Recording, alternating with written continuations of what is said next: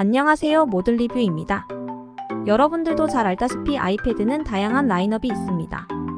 하이엔드급의 프로를 시작으로 에어, 미니, 기본형 등 4가지가 존재하죠.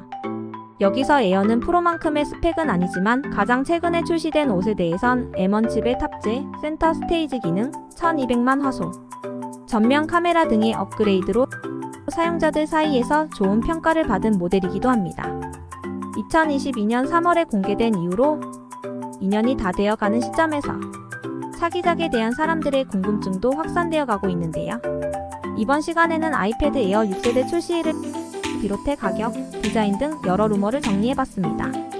출시일. 먼저 출시일에 관한 사항입니다.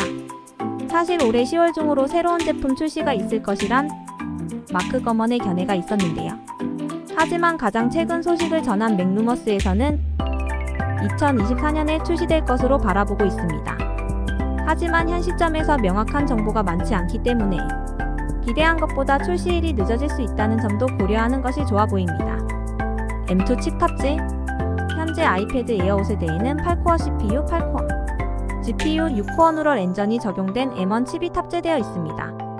지금으로서도 충분히 좋은 성능이지만 차기작에선 어떤 칩이 탑재될 것이냐 의견이 분분한 상황입니다.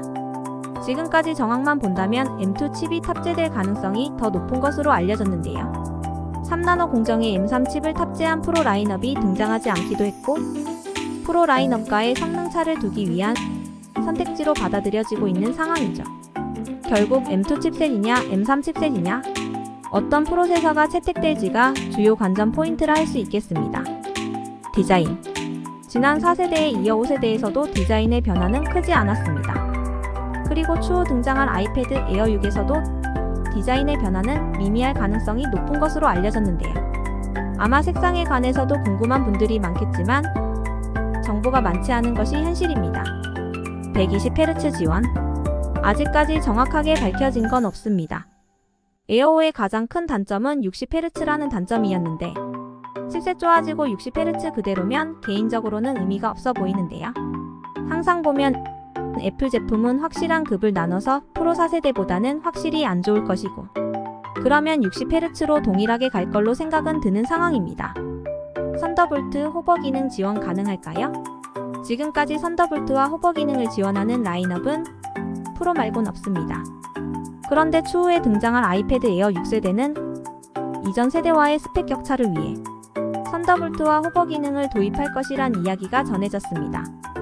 아이패드 에어 vs 아이패드 에어 6.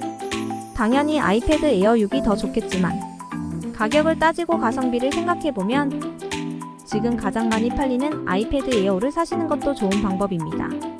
지금 아이패드 에어 5의 할인율도 나쁘지 않은 상황이라서요.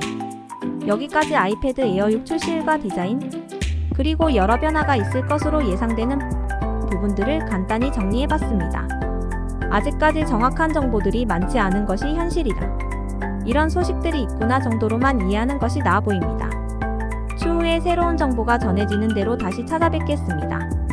혹시 아이패드 에어 5를 구매하시는 분이면 댓글 링크로 구매해주시면 정말 감사하겠습니다.